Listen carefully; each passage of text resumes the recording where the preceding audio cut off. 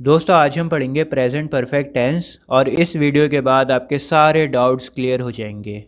एक एक बात बहुत ही डिटेल में बताऊंगा और बहुत ही आसान लैंग्वेज में समझाऊंगा। देखिए, प्रेजेंट परफेक्ट टेंसेस में वो सेंटेंसेस आते हैं जब हमारा काम कंप्लीट हो जाता है प्रेजेंट में। कोई काम है जो प्रेजेंट में कंप्लीट हो चुका है, पूरा हो चुका है, वो सेंटेंसेस आते हैं प्रेजेंट परफेक्ट में। जैसे फॉर एग्जांपल, मैं खाना पका चुका हूँ। अब देखो, खाना पकाने का एक काम है और वो काम क्या हुआ है, कंप्लीट हो चुका है, पूरा हो चुका है। इसी तरह से एक और सेंटेंस है कि रमेश पढ़ाई कर चुका है। अब पढ़ाई करना क्या है, एक काम है और वो काम भी कंप्लीट हो चुका है, पूरा हो चुका है। दोस्तों, अगर आपका सब्जेक्ट है ही शी इट या नेम, तो फिर आपका हेल्पिंग वर्ब रहेगा हैज़। और अगर आपका सब्जेक्ट है आई यू वी दे, तो फिर आपका हेल्पिंग वर्ब रहेगा हैव। उसके बाद आपको लिखनी है वर्ब की थर्ड फॉर्म और लास्ट में आएगा ऑब्जेक्ट। जैसे for example, I have repaired the TV, मैं टीवी ठीक कर चुका हूँ। अब इस सेंटेंस में देखो आप, सब्जेक्ट क्या है, सब्जेक्ट है आई। यहाँ पर बात हो रही है मेरी, तो सब्जेक्ट मैंने लिखा आई। आई कौन से वाले फॉर्मूले में है, आई है सेकंड वाले फॉर्मूले में, तो यहाँ पर सेकंड वाला फॉर्मूला अप्लाई होगा। आई यू वी दे, इन सभी सब्जेक्ट्स में से आप लिखोगे आई, क्योंकि बात हो रही है मेरी, मैंने टीवी को ठीक करा है। उसके बाद है हेल्पिंग वर्ब हैव, तो आप लिखोगे हैव। उसके बाद है वर्ब की थर्ड फॉर्म, ठीक करने के लिए होता है रिपेयर, और रिपेयर की थर्ड फॉर्म होती है रिपेयर्ड। उसके बाद है object TV. I have repaired the TV, मैं टीवी ठीक कर चुका हूँ। लेकिन अगर यही सेंटेंस होता कि सुनीता टीवी को ठीक कर चुकी है, तो फिर आप लिखते Sunita has repaired the TV, क्योंकि सुनीता एक नाम है और नाम हमारा फर्स्ट वाले फॉर्मूले में आ रहा है। तो ही शी इट या नेम में से आप नेम सेलेक्ट करोगे, क्योंकि सुनीता एक नाम है, आपने नाम लिखा सुनीता। उसके बाद है हैज़ लिखोगे। उसके बाद वर्ब की थर्ड फॉर्म रिपेयर्ड और लास्ट में है ऑब्जेक्ट यानी TV. Sunita has repaired the TV, Sunita TV ठीक कर चुकी है। We have watched the film, हम फिल्म देख चुके हैं। अब यहाँ पर हमारी बात हो रही है और हमारे के लिए यूज़ होता है वी, और वी है सेकंड वाले फॉर्मूले में, तो आपने वी लिखा। उसके बाद हेल्पिंग वर्ब लिखा हैव, फिर आ गई वर्ब की थर्ड फॉर्म वॉच्ड। उसके बाद ऑब्जेक्ट है film. We have watched the film, हम फिल्म देख चुके हैं। He has written a letter, वह ख़त लिख चुका है। लड़के की बात हो रही है और लड़के के लिए यूज़ होता है ही, और ही है फर्स्ट वाले फॉर्मूले में, तो ही शी इट नेम में से पहले आप ही लिखोगे। उसके बाद हेल्पिंग वर्ब लिखोगे हैज़, फिर है वर्ब की थर्ड फॉर्म यानी रिटन, लास्ट में है letter object. He has written a letter, वह ख़त लिख चुका है। दोस्तों, अगर आपको नेगेटिव सेंटेंसेस बनाने हैं तो नेगेटिव में आप क्या करोगे, हेल्पिंग वर्ब के बाद नॉट को लगा दोगे।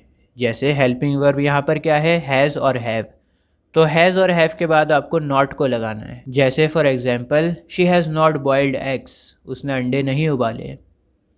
यहाँ पर सब्जेक्ट क्या है, शी है। उसके बाद आपने हैज़ लिखा, हैज़ हेल्पिंग वर्ब है, और क्योंकि ये सेंटेंस नेगेटिव है इसलिए आपने हैज़ के बाद लिखा नॉट।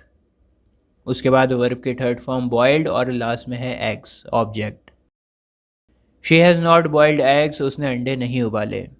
आगे चलते हैं, अब हम बात करते हैं इंटेरोगेटिव सेंटेंसेस की। इंटेरोगेटिव सेंटेंसेस होते हैं क्या वाले। जो सेंटेंसेस क्या से स्टार्ट होते हैं उन्हें बोलते हैं इंटेरोगेटिव सेंटेंसेस। और इंटेरोगेटिव सेंटेंसेस में क्या होता है, आपको हेल्पिंग वर्ब स्टार्टिंग में लिखना होता है। प्रेजेंट परफेक्ट का हेल्पिंग वर्ब है हैज़ और हैव, तो आप हैज़ और हैव को सेंटेंस के स्टार्टिंग में लिखोगे, हैज़ और हैव से सेंटेंस को स्टार्ट करोगे। और हैज़ और हैव डिपेंड करेगा सब्जेक्ट के ऊपर। हैज़ और हैव के बाद आपको लगाना है सब्जेक्ट। अगर आपका सब्जेक्ट हुआ ही शी इट या नेम, तो फिर आप लिखोगे हैज़, और अगर आपका सब्जेक्ट हुआ आई यू वी या दे, तो फिर आप लिखोगे हैव।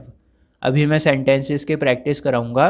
तो सब्जेक्ट के बाद आप लिखोगे वर्ब की थर्ड फॉर्म और लास्ट में लिखोगे ऑब्जेक्ट। जैसे for example, has Sunita broken twice, क्या सुनीता ने खिलौनों को तोड़ा है। अब यहाँ पर क्या हो रहा है, सवाल हो रहा है। आप पूछ रहे हो कि क्या सुनीता ने खिलौनों को तोड़ा है, तो हेल्पिंग वर्ब पहले आ जाएगा।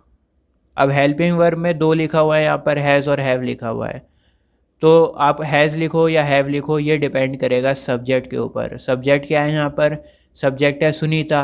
अब सुनीता क्या होता है? सुनीता होता है नाम। और मैंने आपको बताया कि अगर आपका सब्जेक्ट होगा ही, शी, इट या नेम, तो आपको लिखना पड़ेगा हैज़। इस वजह से हमने हैज़ से सेंटेंस को स्टार्ट किया। उसके बाद सब्जेक्ट लिखा सुनीता। उसके बाद वर्ब की थर्ड फॉर्म आ गई ब्रोकन, ब्रेक की थर्ड फॉर्म होती है ब्रोकन, और लास्ट में आ गया object twice. Has Sunita broken twice? क्या सुनीता ने खिलौनों को तोड़ा है? Have we read newspaper? क्या हम अखबार को पढ़ चुके हैं? यहाँ पर भी सवाल हो रहा है, पूछ रहे हो कि क्या हम अखबार को पढ़ चुके हैं? तो सबसे पहले हेल्पिंग वर्ब में से कोई एक लिखोगे, हैज़ और हैव में से कोई एक लिखोगे, और हैज़ और हैव डिपेंड करेगा सब्जेक्ट के ऊपर। सब्जेक्ट है यहाँ पर वी के साथ यूज़ होता है हैव, तो सबसे पहले आप हैव लिखो, उसके बाद सब्जेक्ट वी लिखो, उसके बाद लिखो रीड, रीड यानी पढ़ना, और रीड की स्पेलिंग तो वही रहेगी, लेकिन जब आप इसकी थर्ड फॉर्म करते हो वर्ब की, रीड की, तो इसको रेड प्रोनाउंस करते हैं। स्पेलिंग वही रहती है लेकिन इसको प्रोनाउंस करोगे रेड, क्योंकि यहाँ पर हमने थर्ड फॉर्म को लिखा है। उसके बाद है ऑब्जेक्ट यानी newspaper. Have we read newspaper? क्या हम अखबार को पढ़ चुके हैं? आगे चलते हैं। अगर आपको इंटेरोगेटिव सेंटेंसेस के नेगेटिव सेंटेंसेस बनाने हैं तो आपको क्या करना पड़ेगा सर? सब्जेक्ट के बाद आपको नॉट लिखना पड़ेगा। जैसे for example, has she not peeled potatoes? क्या उसने आलू को नहीं छीला? अब ये सेंटेंस क्या है? नहीं वाला है, नेगेटिव वाला सेंटेंस है। तो आपने सबसे पहले हेल्पिंग वर्ब को लिखा हैज़, उसके बाद आपने लिखा सब्जेक्ट यानी शी, और सब्जेक्ट के बाद नॉट को लगाया। ठीक है, नेगेटिव सेंटेंसेस में सब्जेक्ट के बाद नॉट आएगा इंटेरोगेटिव सेंटेंसेस में। तो नॉट लिख दिया, उसके बाद वर्ब की थर्ड फॉर्म लगा दी पील्ड, और लास्ट में आ गया ऑब्जेक्ट यानी potato. Has she not peeled potatoes? क्या उसने आलू को नहीं छीला? आगे चलते हैं और अब देखते हैं WH फैमिली को। WH फैमिली क्या होती है मैंने बहुत सारी वीडियोस में आपको बताया है, एक बार और बता देता हूँ। WH फैमिली होती है where, when, whose, which, what, who, whom, how, why. ये सब इसलिए WH फैमिली कहलाते हैं क्योंकि ये WH से स्टार्ट होते हैं। सिर्फ हाउ को छोड़कर बाकी सभी WH से स्टार्ट होते हैं। तो WH फैमिली सेंटेंसेस अगर आपको बनाने हैं तो सबसे पहले आपको लिखना पड़ेगा WH फैमिली, उसके बाद लिखो हैज़ या हैव में से कोई एक, और हैज़ और हैव डिपेंड करेगा सब्जेक्ट के ऊपर। उसके बाद है वर्ब की थर्ड फॉर्म, और लास्ट में है ऑब्जेक्ट। जैसे फॉर एग्जांपल, एक सवाल है कि तुमने फ्रेंच लैंग्वेज को क्यों सीखा? Why have you learned French? अब यहाँ पर WH फैमिली को लिखा आपने सबसे पहले, क्यों का मतलब होता है वाई, तो वाई WH फैमिली में आता है। सबसे पहले WH फैमिली लिखी वाई, उसके बाद हैज़ और हैव में से कोई एक लिखना है आपको, और हैज़ और हैव डिपेंड करेगा सब्जेक्ट के ऊपर। क्योंकि हमारा सब्जेक्ट यहाँ पर यू है तो आप लिखोगे हैव। उसके बाद सब्जेक्ट लिखो यू, उसके बाद वर्ब की थर्ड फॉर्म, सीखने के लिए हम यूज़ करते हैं लर्न, और लर्न की थर्ड फॉर्म होती है लर्नड, और लास्ट में है ऑब्जेक्ट यानी French. Why have you learned French? तुमने फ्रेंच लैंग्वेज को क्यों सीखा? नेक्स्ट सेंटेंस है कि तुमने अपना पैसा कहाँ खर्च कर दिया? कहाँ के लिए यूज़ होता है? वेयर। WH फैमिली लिखो वेयर, उसके बाद हैज़ और हैव में से कोई एक लिखना है। तो हम यहाँ पर दोबारा से यू की बात हो रही है और यू के साथ यूज़ होता है हैव, तो दोबारा से हैव लिखेंगे। उसके बाद है सब्जेक्ट यानी यू, और फिर है वर्ब की थर्ड फॉर्म यानी स्पेंड। स्पेंड होती है फर्स्ट फॉर्म में डी आता है और लास्ट फॉर्म में आता है टी। ठीक है, और उसके बाद है ऑब्जेक्ट यानी money. Where have you spend money? तुमने पैसा कहाँ खर्च कर दिया? नेक्स्ट सेंटेंस है what has she done for me? उसने मेरे लिए किया ही क्या है? अब देखो इस सेंटेंस में क्या है, क्या आ रहा है इस सेंटेंस में, ठीक है। अब आप सोचोगे कि सर आपने अभी थोड़ी देर पहले बताया कि क्या वाले सेंटेंसेस तो इंटेरोगेटिव होते हैं, तो ये हमारा WH फैमिली में क्यों आ रहा है? देखिए मैंने अपनी पिछली वीडियो में बताया था, प्रेजेंट सिंपल वाली में बताया था आपको बहुत आसान लैंग्वेज में। तो आप एक काम करो, प्रेजेंट सिंपल वाली वीडियो को देख लो। पहली वाली वीडियो में मैंने बहुत सारी चीज़ों को क्लियर करा है, और हर वीडियो में पॉसिबल नहीं है कि मैं एक एक बात आपको दोबारा दोबारा बताऊं और वीडियो को लंबा करूं। तो अगर आपको डाउट आ रहा है यहाँ पर तो आप प्रेजेंट सिंपल वाली वीडियो मेरी देख सकते हो। बहरहाल WH फैमिली से हम यहाँ पर लिखेंगे वॉट का मतलब होता है क्या। उसके बाद है हैज़ या हैव में से कोई एक लिखना है हमें, और क्योंकि हमारा सब्जेक्ट है यहाँ पर शी, तो हमारा हेल्पिंग वर्ब रहेगा हैज़, उसके बाद सब्जेक्ट शी, उसके बाद वर्ब के थर्ड फॉर्म डन, और लास्ट में आएगा हमारा ऑब्जेक्ट यानी फॉर मी, मेरे लिए। उसने मेरे लिए किया ही क्या है, what has she done for मी। अच्छा, अगर आपको WH फैमिली का नेगेटिव बनाना हो तो कैसे बनाओगे सर? WH फैमिली का नेगेटिव बनाने के लिए आपको अगेन सब्जेक्ट के बाद नॉट को लिखना पड़ेगा। जैसे फॉर एग्जांपल अभी मैंने एक सेंटेंस बनाया, why have you learned French, तुमने फ्रेंच लैंग्वेज को क्यों सीखा है। तो अगर आपको इसी सेंटेंस को नेगेटिव करना है तो आप क्या करोगे, सब्जेक्ट के बाद नॉट को लिख दोगे, why have you not learn French, तुमने फ्रेंच लैंग्वेज को क्यों नहीं सीखा। सिंपल है, इसमें तो कुछ बताने की ज़रूरत नहीं है, सिर्फ आपको सब्जेक्ट के बाद नॉट को लगाना है। अच्छा, अगर हु की बात होगी तो फिर क्या करोगे? देखो, हु में कोई भी सब्जेक्ट नहीं होता। हु में आप सब्जेक्ट के बारे में पूछ रहे होते हो।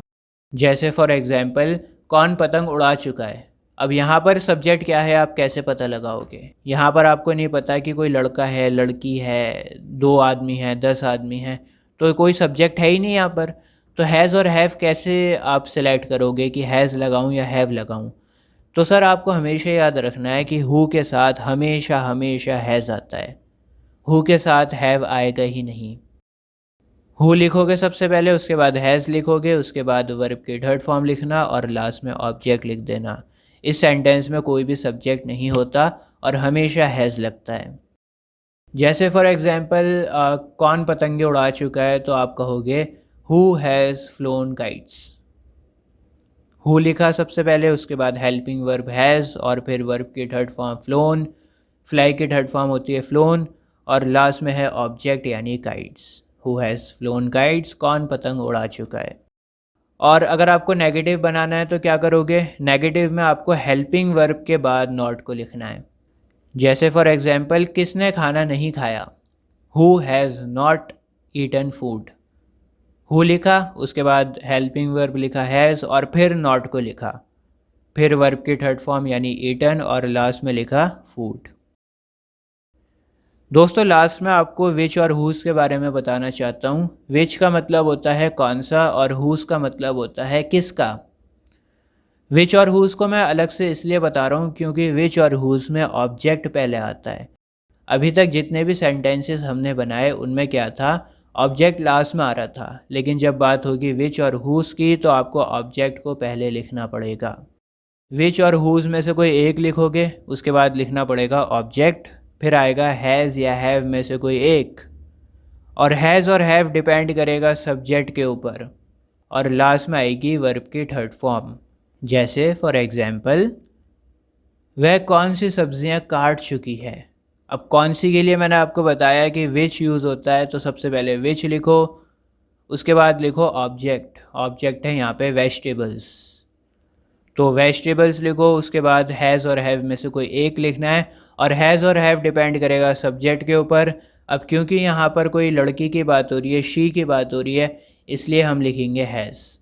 तो हेल्पिंग वर्ब हमने लिखा हैज़, उसके बाद सब्जेक्ट लिखा शी, और लास्ट में लिखी वर्ब की थर्ड फॉर्म यानी कट। कट की तीनों फॉर्म कटी होती है, कट कट कट। तो विच वेजिटेबल्स हैज़ शी कट, वह कौन सी सब्जियां काट चुकी है। एक सेंटेंस है कि मैंने किसके कपड़े सिए हैं। अब किसके के लिए मैंने आपको बताया कि हुज़ आता है, तो सबसे पहले हुज़ लिखेंगे, उसके बाद ऑब्जेक्ट लिखेंगे क्लोथ्स, फिर हैज़ और हैव में से हम लिखेंगे हैव क्योंकि हमारा सब्जेक्ट है आई के साथ हैव आता है, और लास्ट में लिखेंगे वर्ब की थर्ड फॉर्म यानी stitched. Who's clothes have I stitched, मैंने किसके कपड़े सिए हैं। तो दोस्तों, मुझे उम्मीद है प्रेजेंट परफेक्ट टेंस आपको समझ में आ गया होगा। अगर आपको बाकी के टेंसेस देखने हैं, 12 के 12 टेंसेस बहुत ही आसान लैंग्वेज में समझने हैं, तो ऊपर कार्ड्स में लिंक आ रहा है, या डिस्क्रिप्शन बॉक्स में चले जाओ, वहाँ पर लिंक मिल जाएगा, या कमेंट सेक्शन में चले जाओ, वहाँ पर आपको 12 के 12 टेंसेस की प्लेलिस्ट मिल जाएगी। उस प्लेलिस्ट को चेक करो। 12 के 12 tenses free of cost YouTube पर अपलोडेड हैं। फ़ायदा उठाओ, सीखो। आज के लिए बस इतना ही। जय हिंद।